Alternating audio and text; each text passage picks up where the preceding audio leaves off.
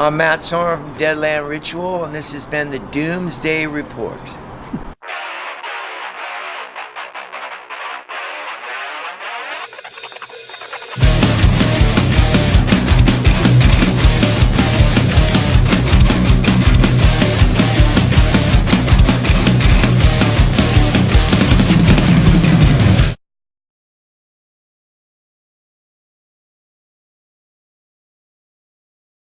Welcome to the Doomsday Report. Now, I've been invited down to Party Cannon's rehearsal space in Coatbridge. A bit of a journey, but we got here finally. I've been wanting to talk to these guys for a wee while now. How's it going, fellas? Good. Yeah, not bad. Very good, man. How are you? Not bad. I see the whole band's not here yet. So where's the rest of them? It's a bit of a logistical thing. Like, three of us live in Dunfermline, and I don't know, have jobs like shift work and stuff. So it's hard to get all together at the same time. Yeah, so we'll have rehearsals during the week. There might only be a couple of members, and then rehearsals when it's everyone. So just keeps everything going, which is good. We usually group up on Sundays, that's when everybody can make it, everybody has your more big free time. practice. Yeah. That's decent. So what plans have you got at the moment? Anything that you can reveal? Yeah, quite a few things happening at the moment. So in a few weeks' time, we're going to play Rock Hellfest in Switzerland. Then a week after that, we're playing Gravity Fest in Germany. Then between then and October, we've got a few UK gigs playing like Haggis in Edinburgh in September. Headline Death to Cancer. Headline Death to Cancer in July. That's going to be a good one. I'm going on holiday the 2 weeks between that, over that gig, and I'm flying back from the holiday to play the gig to fly back to the holiday. That's dedication. That is dedication. A holiday within the holiday. Yeah. Exactly. London's always good though. We headlined London in February, and and how did that go? Near enough sold out. So there's like over 100 people there for a headline, which we didn't expect, but it's good. Especially from being from technically a different country. Mm-hmm. Yeah. So do you get down to London often? Yeah, I think London's probably the place to play. In recent years, it's the place to play most in England. I think. Like twice or three times a year. Yeah, it just seems like all the good fests and bigger gigs out there. So it's part of there's quite a large brutal death metal scene down in that area. I think London's just got its finger on the pulse for every scene you can imagine. Manchester's catching up nicely. Yeah. Manchester and London and Leeds for like grind stuff seems like the best place to play in the UK at the moment. But every time I play London, it's been usually like over 100 people, so that's always good. That's really good. Now I noticed when I was reading through your discography, you done a live recording party in Cambridge. Yeah. Tell me about that. Was that Cambridge in Cambridgeshire? Because that's like my neck of the woods. Oh, really? Yeah. From. I was actually put on by Cambridge Uni, like Rock Society. Really? Yeah. So that was a good gig, but that was years and years ago. It was like more like original lineup. I got quite a few old school buddies that went to Cambridge University as really? well. But yeah, that was a really good gig, but this guy just sent us a recording afterwards, and I'm like, oh, it's pretty cool, but we put up, it's like, sounded okay, but I listened back like a week later, like, fuck, this is terrible. It's like, so is that recording off a shitty fucking iPhone or something? No, the recording quality was fine. Right. Just that iteration of the band was not good. I mean, we're all like 19 and 20 at the time, so it's a little bit different. But I remember putting it up being like, I was like hyped to put it up on time, then listened it back and my drummer was like playing the wrong song and stuff. I like, it's just bad. But the gig itself was really good, so I think that kind of clouded the whole thing. Like, nothing's changed around it then. So, how many lineups changes have you had since the actual start? Many. Many. So it started off, we all lived in Dunfermline, there's 5 members, all in Dunfermline, all kind of like a row of houses. It made a lot of sense, it was really convenient. I don't know how it happened, but it kind of worked out. So that went well for a while. Then our drummer was a bit flaky, didn't want to come to practice and stuff. He was like always complaining about like driving to England. Sitting in the car was like a hassle for him for some reason, so we ended up kicking him out. Then we borrowed a drummer from our other band, the Saturday, a guy called Ewan. Got him in the band for a while. He recorded a song with us, he did like a tour, he played our first European gig with us, all at Death Fest in 2012, I think that was. That was cool. That was all really good, that was like a great lineup. But then Ewan was like, I need to go back to Nick Saturday, like, because we started doing more gigs and stuff, like, can't be juggling both bands, like, that's fair. So then our original drummer came back, and it all seemed good for a while. And the same thing happened, like we might have a gig, we zoomed, and he just bailed like the night before, being like, oh, I've got too much uni work. I was like, we're all at uni, we're all got jobs and stuff, so I mean, we can manage it, you can manage it, but he just, I don't know, he was angry at me for being angry at him. This whole stupid thing. So A bit of a diva thing. yeah, so we kicked him out again. Then we got a guy called Tom for a band called Scat Orgy in England to fill in on drums. And that was great. He was amazing drums. That was a really good lineup. But then our original guitar player, Jack, he had some of his own personal issues and stuff, so it kind of broke down on him. We're still friends and stuff, but he left the band. So we got a guy called Hamish from our band, Restoration, to fill in guitar. So we're a three-piece band, technically, but we had 2 fill-in members, and we did a bunch of tours. We toured like Prostitute Cigarette and stuff. Then we went and played Vienna, Rape Escape and stuff, so we did a lot of good gigs, a cool lineup stuff, but it wasn't permanent. Then we got a guy called Duke from our old band to play drums. He joined the band and stuff and it was going okay. Then he's like, I just don't have time for this, so he quit. Then we got Martin on drums, we got Mike on guitar, has been in our lineup since. But Long may continue. yeah, hopefully. It's the longest lineup we've had so far. But so that was like How long's this incarnation been together then? As is today? since end of 2013, start of 2014. Nice, that's pretty solid by now. Like. Yeah. Originally Mike actually came in as a fill-in member, but then our guitar player decided not to rejoin the band, so they asked Mike to join the band. The worst decision you've made. Yeah. I'm actually missing a drummer from our lineup. While we had Tom in the band, we got George from the Club Because Gay, who's now in Gendo Carry, to record an EP for us. Yeah. So while we had a fill-in drummer, we had a session drummer doing a recording for us. Oh wow. So it's just like lots of members from all over the place, but No, that's a lot of members. it's usually how it goes with death metal bands, though, man. It's so hard to find people. It's like a super group that constantly changes. Yeah. So how many recordings have you done? Because you've got live recordings, you've got some demos. What about albums, EPs? Yeah, so our live album took down. We've got 2 or 3 demos. We released a single in 2010. That was the first thing we did. Yeah. Then we put out a 3-track demo the year afterwards, which is like home recorded, like pretty shit quality. So I had a drum machine. Then we did a 3-track promo with real drums. Like maybe a year after. Then after that, we did an actual EP. We did Party in Half, which is what came out on like Gore House. I love that album cover. Yeah, it's one where that was the original guitar player, like where we cut him in half and confetti came out and stuff. It's really good. That actually happened. That's what it's filled with. So he quit the band. It's like I've got some health issues. True story. Yeah. You don't want to know what it pisses. No, there's that aspect of your live performance that I want to discuss is, see with like brutal death metal bands, slam bands, there's the common thing to have your logo. You know, it looks like the branches of a tree, but you can't make out what the fuck it says. Whereas yours, as we can see here, it's clearly different and it stands out. And whenever you're on a bill to play at like a gig, a festival, whatever, it's like the Spider Cannon are there. You know they're there. Mm-hmm. You know, so what gave you the idea to come up with like such a bright, bold logo as opposed to the different branches on a tree style that you see?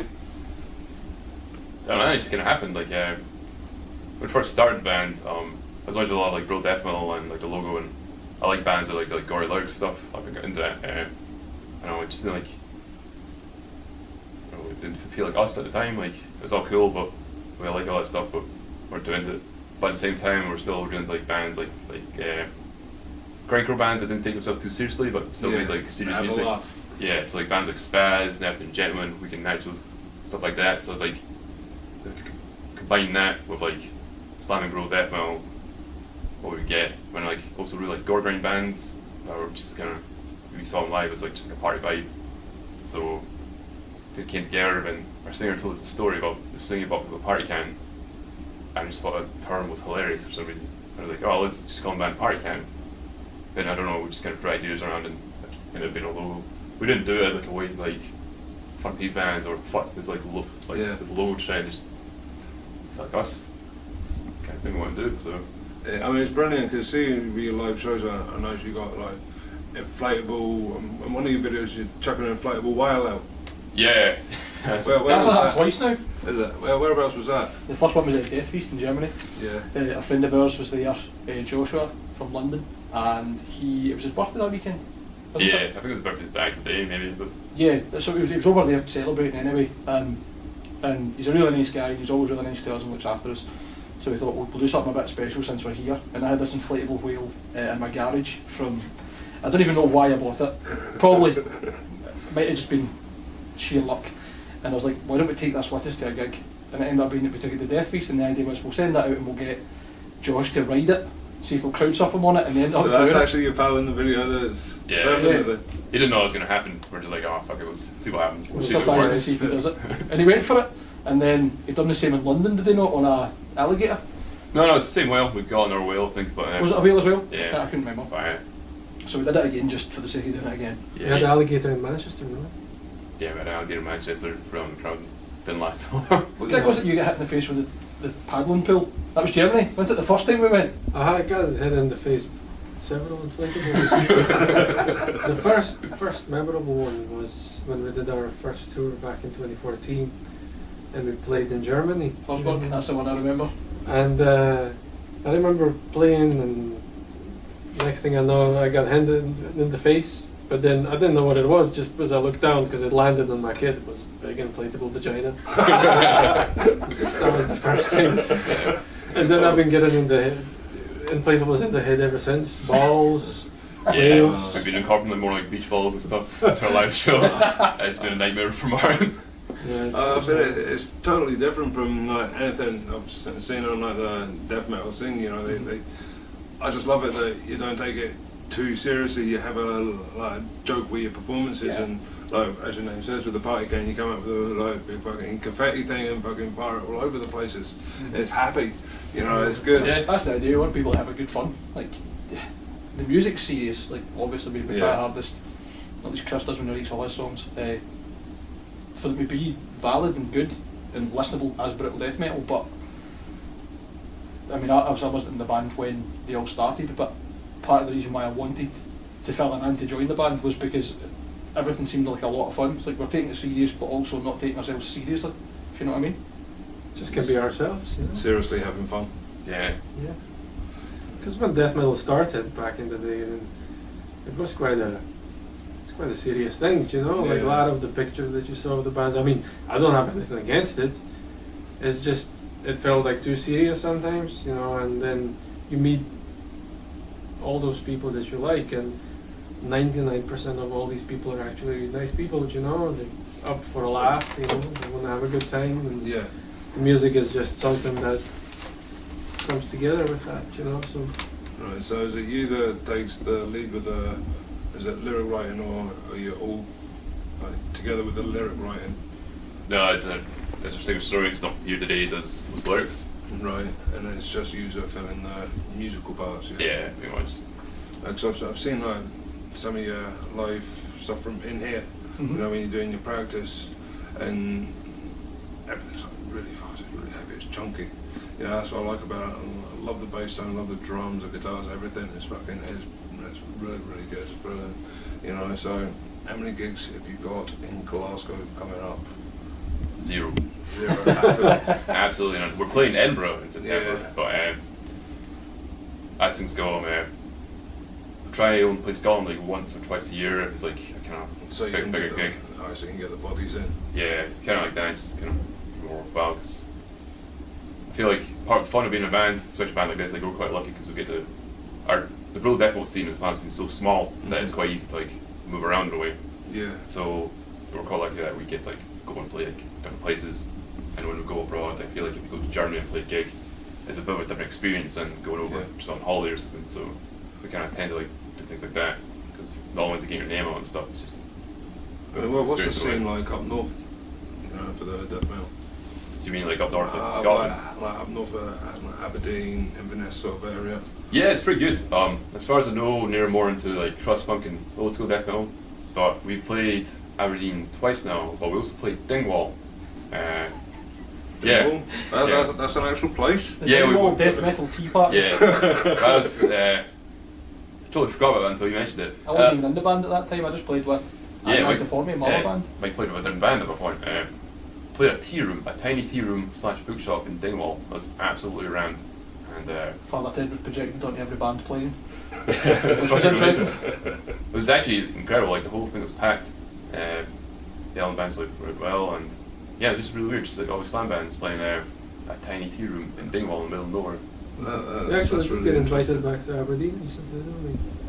Just it didn't work out for everybody. Yeah, I think we've been invited back to Aberdeen a few times actually. Yeah. All First these time we all played these the things are slowly like growing. Yeah. So, So all about making your way around to these places to Yeah. help them grow, I guess. Yeah. Like every time we played Aberdeen has been good. Like Aberdeen's always been amazing. Dingwall was good. Yeah. I think it was the only real places we played up north. We're going back to play Perth recently, but yeah, that's what we're thinking about. We're going back to play Perth recently, but Gateway to the Highlands, I say. exactly, yeah. But no, first time we played Aberdeen was a fucking shambles. The gig itself was really good, but it was our second gig ever, and again, like just under rehearsed, too young to know what we were doing. Yeah. So it's just it's kind of like lack of experience. yeah, that kind of thing. But then the second time we played Aberdeen, that was amazing. We played Ram It Down Fest at the Aberdeen Garage, I believe it was, the Gecko Market one. And we played 3 songs. There were lots of people there who wanted to see us stuff. I was all going nuts. But I don't know, I can't remember what happened. Either a singer was thrown into the PA system or someone else was thrown into the PA system and kind of beer went over the board. Yep. So PA system died after like our 3rd song.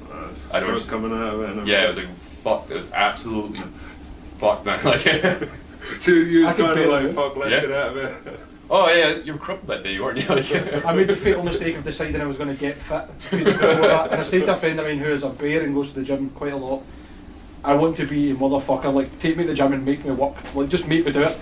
And for about 5 days after that, I couldn't straighten my arms or legs. I was like this. So I was trying to get in the car and carry gear like this.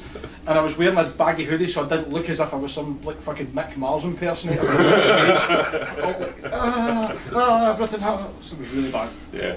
Really bad. So that gig was really good for 3 songs and Smoke started killing PA system stuff and it kind of fucked up the whole gig. Despite the fact we only got 3 songs, about 20 minutes later, people made a human pyramid in the middle of the pit. As we were saying, like, we can't finish because the system's not working.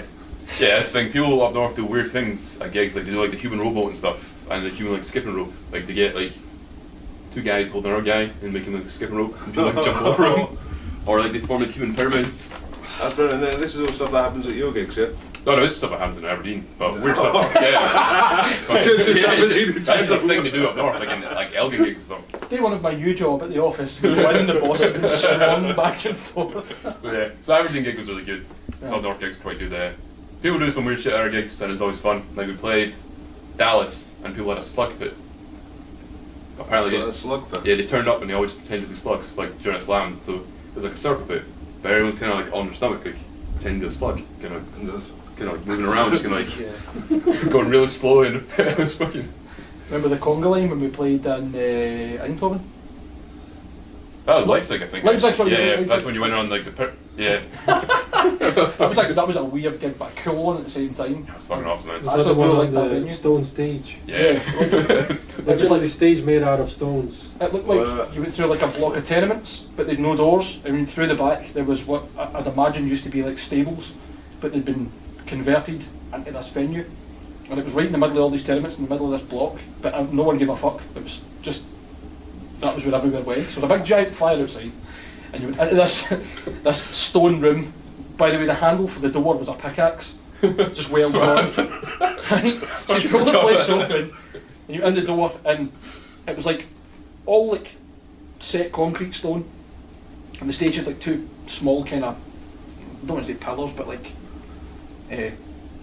stands at the end really, and then there was like a centre pillar that was holding the place up, and the bar looked like it was like the only last stable wall kept, so it was really narrow, but it would not have been really busy. That was when we played with Cantamonium, wasn't it? Yeah, Cantamonium, that's fucking What a amazing. great name for a band. Oh, that's what I was just thinking, Cantamorium, wow.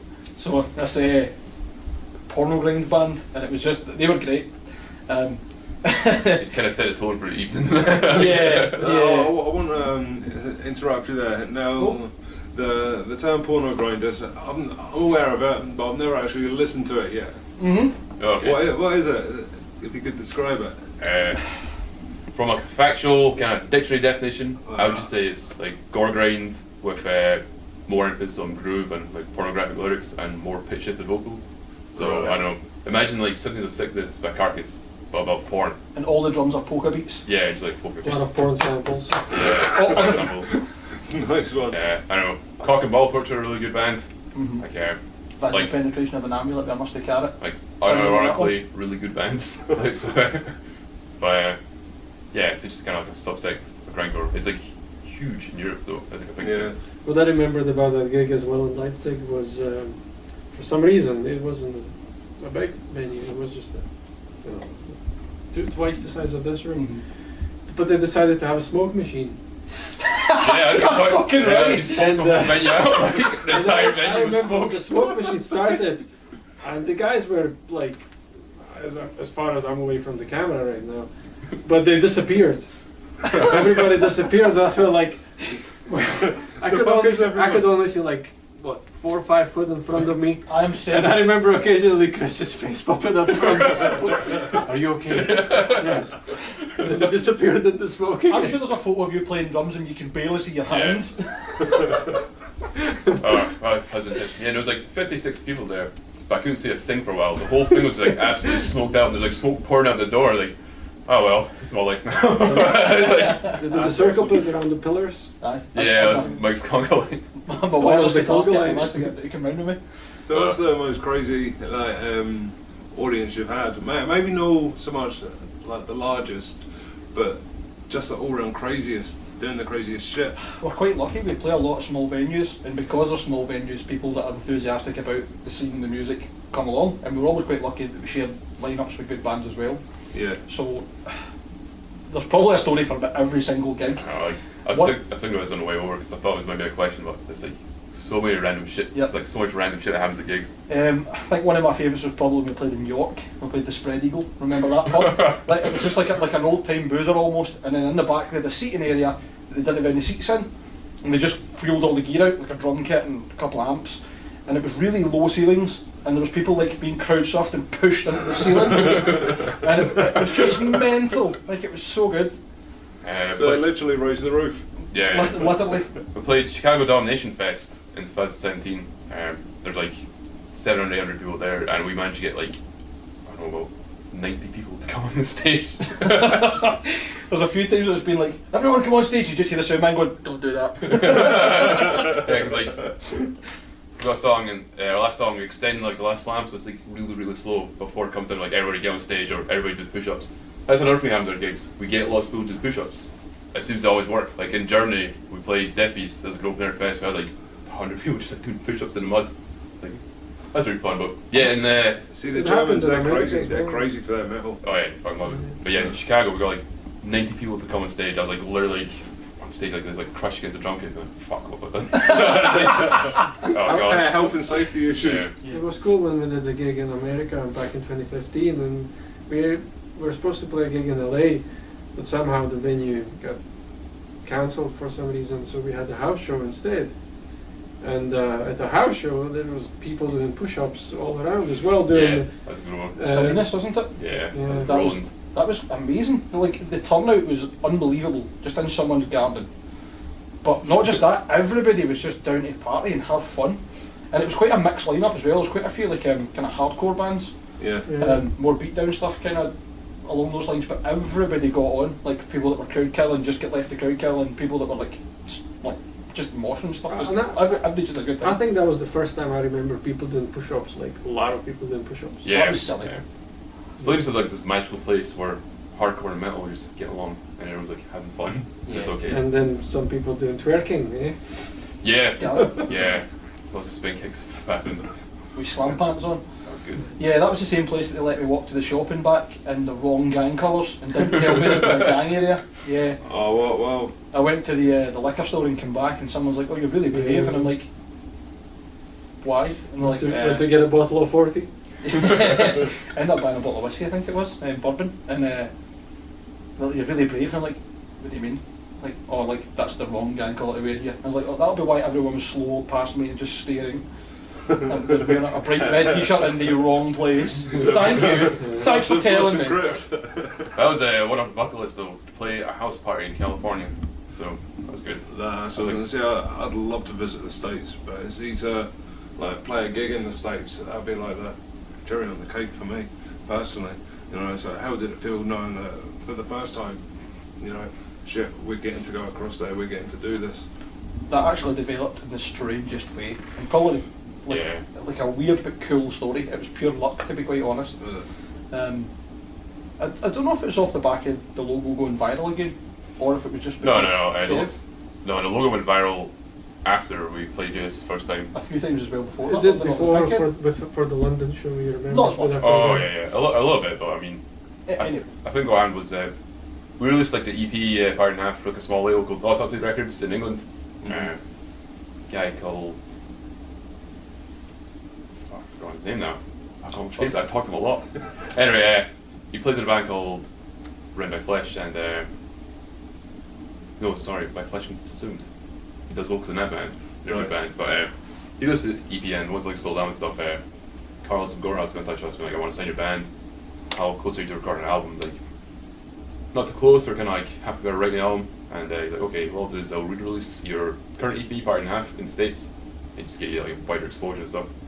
So we released that. We started to get like way more interest just all over the world. I was like, this is weird. Like more people were like into the band, like were like selling lots more merch and stuff. It's like okay. So it's like it just kind of exploded. Yeah, just kind of went there. I think it had just even.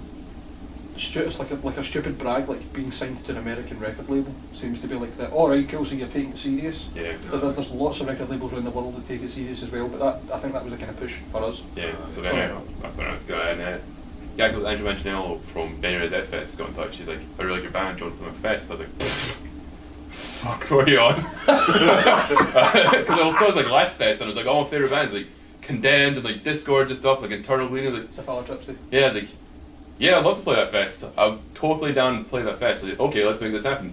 Then started like talking like deals and stuff. I was like, do you get us money to do this? I was like, what is happening?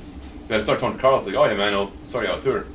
Then he's like, oh, do you want to tour Parasitic Ejaculation? I was like, you know, don't want to favorite bands. Like, yeah, sure, we'll do that. And he's like, oh, what about Epicardiectomy? They're going to play the fest as well. I was like, sure, we'll tour with them as well. Then just from there, it's like, here you go, here's your tour. Just book your flights, come over. You get all this, like, here's your deal, here's your guarantees, trying to cover. It's like, cool. This sounds good. It's like, This is neat. yeah, this is going okay. He's like, oh, so yeah, just kind of found a place. And we're like, is this really happening? And yeah. I bet the butterflies were there when you was getting across. And it's like when you hit the stage for the first time, you're like, holy shit. Well, the first gig of that tour was Bay Area Death Fest, so that was 1,000 people, and that was a big deal. yeah, that was like the biggest gig we'd ever played at that point. It probably still is like one of the biggest gigs we played. Pretty much all the bands that, well, personally, all the bands that I've ever looked up to were playing there, you know. It was surreal. Yeah, that was like Origin were playing. Origin, Celtic Capitation, Condemned Yan, just loads of bands, loads of bigger bands. Psychroptic, they played that year, didn't That's they? right, yeah. Yeah, it was nuts. Like, fuck is happening? So I remember going on stage, plugged my bass in, and nothing but like static came on the amp. I was like, oh my god, what the fuck is happening? And I couldn't even like process any thoughts. Just like white noise in my brain. Like, I can't believe this happened. I can't believe it's been on a fucking 12-hour flight by myself to come here on the stage in front of 1,000 people just for my bass not to work. And I was like, I can't handle what's happening. But the sound guy just came on and wiggled my cable, and it sounded fine. Like, oh cool. Back to zero. All good. See the way that gets lifted off your shoulders at that point.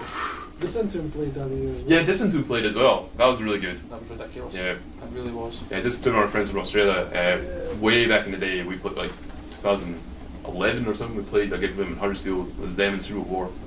So got to know them that way. And years later, they played Barry Death Festivals. So it was like cool to run into them again. It was like, I remember you from 5 years ago.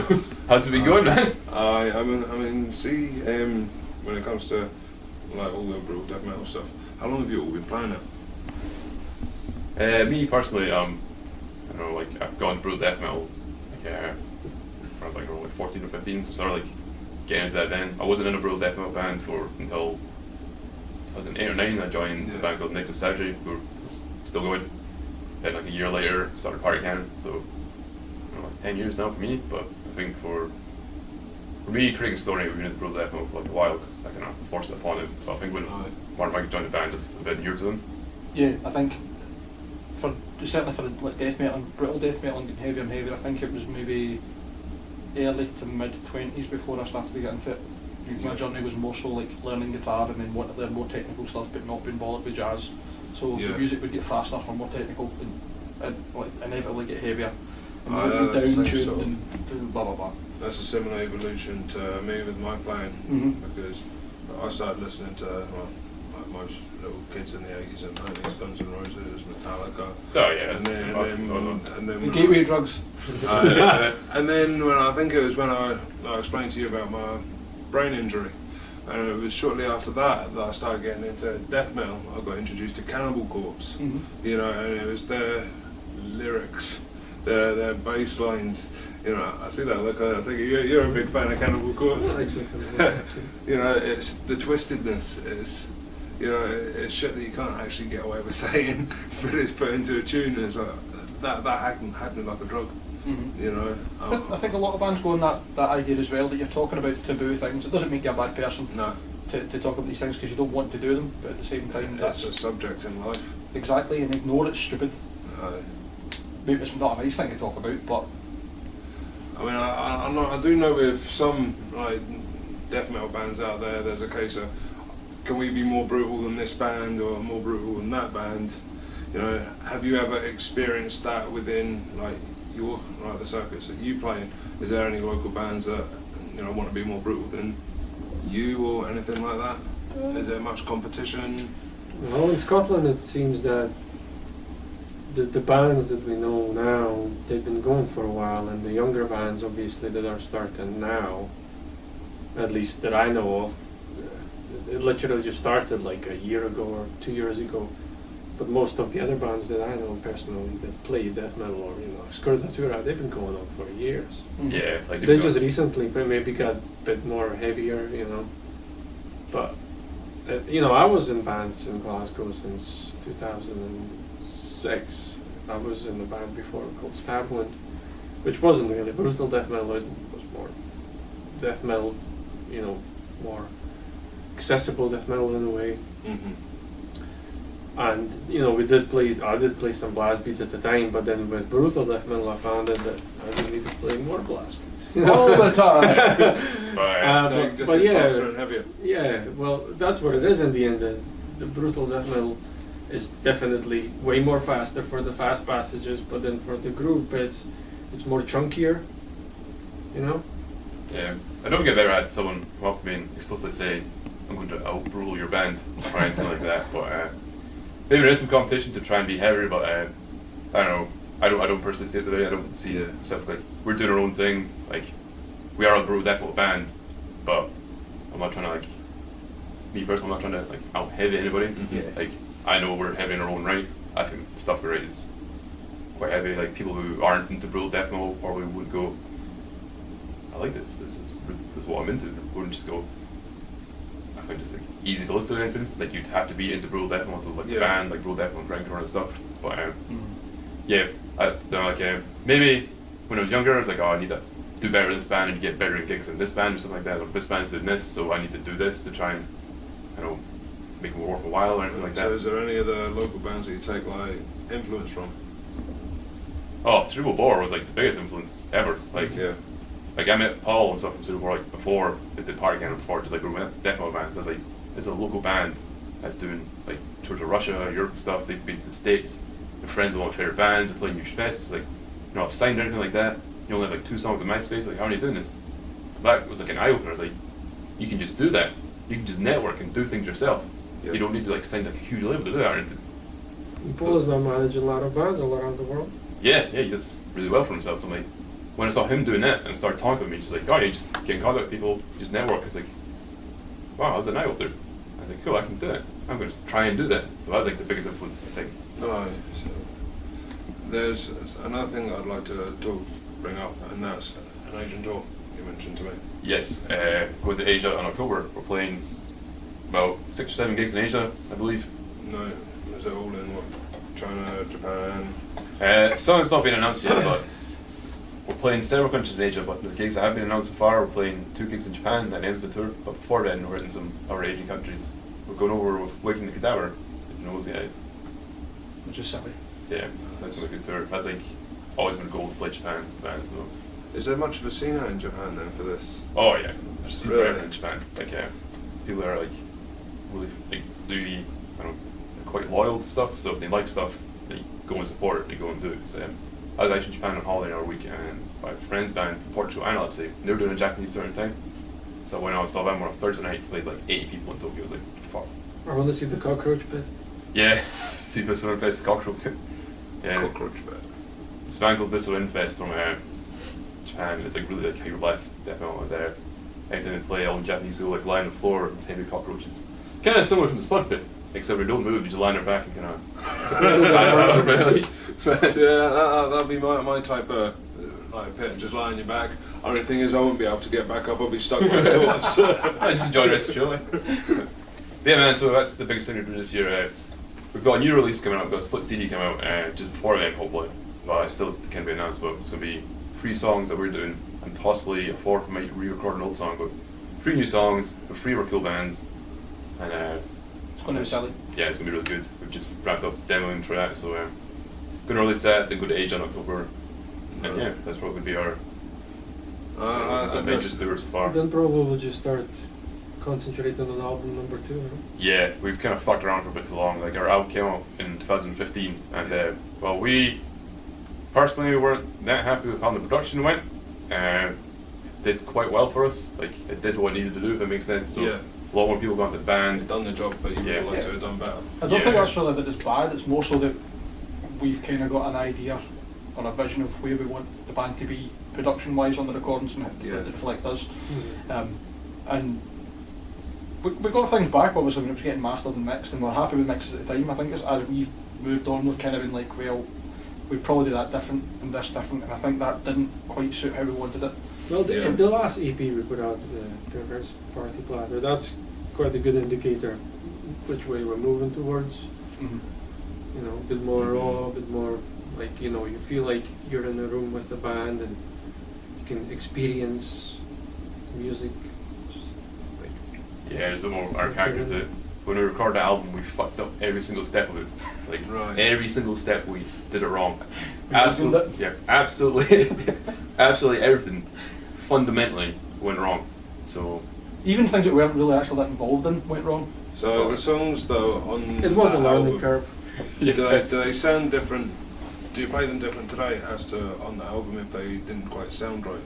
It's not the composition that we weren't too Yeah. like that we wanted. It was the to improve execution. on. Yeah, it's more so the actual sound of like the finalised product, Right. the polish is and what direction the sound goes. Right, so the songs have actually always sounded the same. It's Yeah, just, yeah. Yeah, Yeah. We're happy with the music. Like, there's not really been anything that we've changed. Maybe like 1 or 2 We still riffs and play songs. songs. Yeah. So- So it's just more to do with like the production side of things. Yeah, that's it. Yeah. Like, we're kind of aiming towards we'd like it to sound like X Band, but it didn't sound like that on this release, and it's getting closer via this one. So just that kind of getting to know what to ask for in the studio to get what you want Yeah. from it, rather than just saying, well, I want it to be like this. Like, knowing things, what to prepare as well, and how to record certain things, Yes. and what to bring to the studio and things like that. But Chris turned up without his bass one day. yeah, it's not Did- good. did actually. Oh, put it this way, recording guitars took 70 hours. 70 hours. So And we spent genuinely about 16 hours a day doing them. like we're not even like joking in the slightest. Duncan is still mentioning it. That's Yeah, like I think like you know Duncan, he recorded guitars for us. I was like, I had a genius idea to save money. I was like, we'll DI out guitars and get them reamped by the studio, which is something bands do. That's something competent bands do. But keyword better be like competent. So it turned out Duncan's. Nothing made sense. Drums didn't match the clicks. It wasn't Martin's fault. It was just we're not very smart. Drums didn't match the clicks. I think the problem was we moved to a different DAW. It was like Logic to some to Cubase Yeah, or something yeah, like that, and I the, think, yeah. the clocks didn't line up or whatever it was. But we didn't know that. A functioning human who was a musician would have known that, but we didn't. Then That's the same as me. I mean, I went and like studied, like, obviously sound engineering at college, you know, but I found that hard. Like it's too fucking technical. Yeah. It really You need is. to be really immersed in it, I think, to take it all on. it's alright. But You need to do it all the time as well. But yeah, I mean, we learned, you know, and now when we're gonna do recordings from now on, you know, it's gonna be obviously way more easier because I can already program my own clicks, which wasn't the case before. You know, I had to play pretty much the clicks that were coming from like demo songs that were programmed just in MIDI. So I was just technically playing along with the MIDI because it had click tracks with it. But now, you know, we spend more time with each song and I get the clicks ready, then we go through it and we see if the tempos need to go up or down and you know, then when it comes to recording, the guys already have an idea how they want the guitars to sound, so you know they're aiming for that certain sound. Stoney can, you know, either record vocals at his own house, so he can do it on his own time, on his own terms. Yeah. You know, there's, Brings it or on. you know, decides to go to studio, he does it in the studio. But when we did the recording for the album, you know, none of this was really set in stone. We were kind of going in with big eyes, just, you know. Yeah. Well, Let's could get it possibly on. go I right. know, right? Oh God. So yeah. I mean, I don't. I look back at it and it is what it is. It's not bad. A you know. learning curve sort of Yeah. thing. Yeah. Exactly. I think we're getting better at understanding what we can all bring to the table in terms of the mix and what the kind of shared vision we've got for how it's to sound, like when we get the next recording stuff. Right, so you basically, you know how you want it to sound, and it's just a case of Getting it right. working it Yeah. together just to get Because, the for final example, now we already started to demo songs. I demoed some drums just the other weekend there. So when we're gonna actually record later on, we know what we want. We know what it's gonna sound like because we already demoed the tracks. But before we did the album, we didn't know any of it. You know, we didn't really demo anything. It was Yeah. just us going in, just go bam, and just play. get it done. Yeah, you I know? assume since I had everything tagged on Guitar Pro, I'd like supersede having a demo because we could just, often would change that, or just program it again here, but that's a bit different. That's, And there's so many, even today, there's so many applications that you can even use on your phone to do that, but it's just not the same as yeah, it's not the same as having people in the room. being in an actual Mhm. studio with an actual desk sort of thing. Yeah. And then, you know, once you hear it back, when you're actually recorded, and you hear back what you did, and then you actually have time to listen to what it's going to sound like and, you know, what you want to change maybe, then Yeah.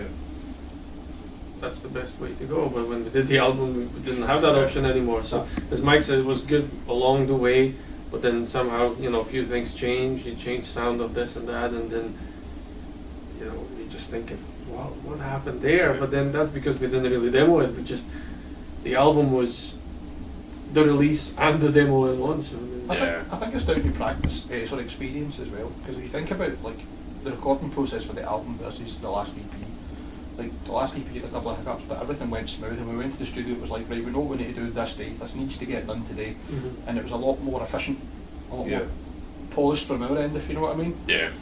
A lot less time spent going like, oh, I don't know if I like that take or not. You just heard it and it was like, well, that was right, or it wasn't good enough. I'm doing it again. but that's yet again because we demoed the tracks before. Yeah. Right? Yeah. Yeah, so a lot more experience and just in the idea of the whole process and Yeah. developing a song and So, songs. so how many songs have you got recorded, like individually? Like as in, how many songs have we recorded? New ones. Well, just like In general. In general. So, tell me earlier, we got like a few demos, we got the EP, that was 3 songs, and Party and a Half. Then we had the album, which was 10 tracks. Some were recordings. Then we put out on the EP, that was 5 tracks. With like a bonus 6 track. But including on demos and stuff, I don't know, like 25 songs recorded in total. That's a fair amount of songs that you got out there that you can play at a Keep live in mind show. that most of the songs are on 5-minute mark as well. You know, Yeah. they're not short songs. I know. So basically your set can range from different at any given night. Yeah, that's the plan. We're trying to like keep about 10 or 12 songs like constantly rehearsed. So, sometimes when I play 25 minutes, sometimes when I play, like in Germany we're playing 45 minutes, so 45 minutes like definitely like keep that practice, have all that like ready to go. So that's the energy on stage as well. Like you don't want to be playing like 2 hours of death metal and people are bored within 40 minutes and you're exhausted because you've been jumping around and throwing lines out every song. Because you do put a lot of energy into your shows. We do, yeah, we try to. I don't even think it's all that intentional. I think you just get into it, you enjoy it. Like if you like what you're doing, you'll show a bit of passion. Go with the flow. Exactly. Right, well, one thing that I like doing on here is getting the bands I speak to have a word with the camera themselves, reach out to the fans. I like putting the bands on the spot. You know, I like hearing what they've got to say. You know, so I'd like to ask you to turn to the camera, speak to it, and give yourselves a wee bit of promo. You know, to anybody who are unaware of you, potential new fans, that sort of thing. Cool. Hello, you handsome sons of bitches. We are 3/5 of Party Cannon, mostly from Scotland.